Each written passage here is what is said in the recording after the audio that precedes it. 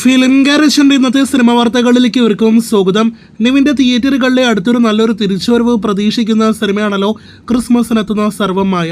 ചിത്രത്തിന്റെ ടീസർ നാളെ നിവിന്റെ ജന്മദിനത്തിൽ ഒക്ടോബർ 11 റിലീസാകുകയാണ്. ടീസറിനായിട്ടും മറ്റ് നിവിൻ പോളി സിനിമകളുടെ അപ്ഡേറ്റുകൾക്കായിട്ടും കാത്തിരിക്കാം. തമിഴിൽ നിന്നും വരുന്നയാഴ്ച തിയേറ്ററുകളിലേക്ക് എത്തുന്ന ധ്രുവ് വിക്രം സിനിമയാണ് ബൈസൺ. ചിത്രത്തിന്റെ ട്രെയിലർ അപ്ഡേറ്റ് വന്നിരിക്കുന്നു.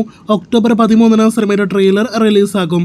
കാട്ടാളൻ മലയാളത്തിൽ അടുത്ത വയലന്റ് നിറഞ്ഞ ആക്ഷൻ ത്രില്ലർ സിനിമയാണ്. മാർക്കോ നിർമ്മാതാവിന്റെ ഏറ്റവും പുതിയ സിനിമയിൽ ആന്റണി വർഗീസ് നായകനായി എത്തുന്നു.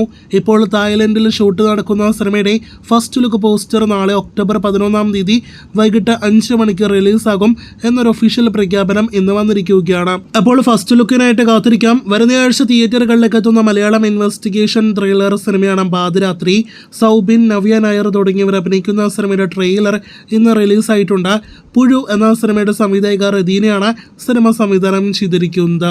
മോളിവുഡിൽ നിന്നും 2026 എന്ന അടുത്ത വർഷം തിയേറ്ററുകളിലേക്ക് എത്തുന്ന ലാലേട്ടൻ സിനിമയാണ് L365.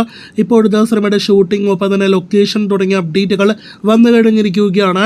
അത് പ്രകാരം ഓസ്റ്റിൻ ഡാൻ തോമസ് സംവിധാനം ചെയ്യുന്ന സിനിമയുടെ ഷൂട്ട് വരുന്ന ഡിസംബർ 5 ആരംഭിക്കാനായിട്ട് പ്ലാൻ ചെയ്യുന്നു. ആകെ 90ഓളം ദിവസത്തെ ഷൂട്ടുള്ള സിനിമയുടെ പ്രധാനപ്പെട്ട ഷൂട്ടിംഗ് ലൊക്കേഷൻ തൊടുപുഴയും ഒപ്പം തന്നെ മുംബൈയുമായിരിക്കുമെന്നാണ് റിപ്പോർട്ട്. ഇതുകൂടാതെ ശബരിമലയിൽ കൂടി ചെറിയൊരു ഷൂട്ടുണ്ടെന്ന് റിപ്പോർട്ടുകളുള്ള ലാലേട്ടന്റെ L365 അങ്ങനെ ഷൂട്ടിങ്ങിനായിട്ട് റെഡിയായിരിക്കുകയാണ്. അപ്പോൾ കാത്തിരിക്കാം ഡിസംബറിലെ ഷൂട്ട് ആരംഭിക്കുന്ന L365 അടുത്ത വാർത്തകൾക്ക്.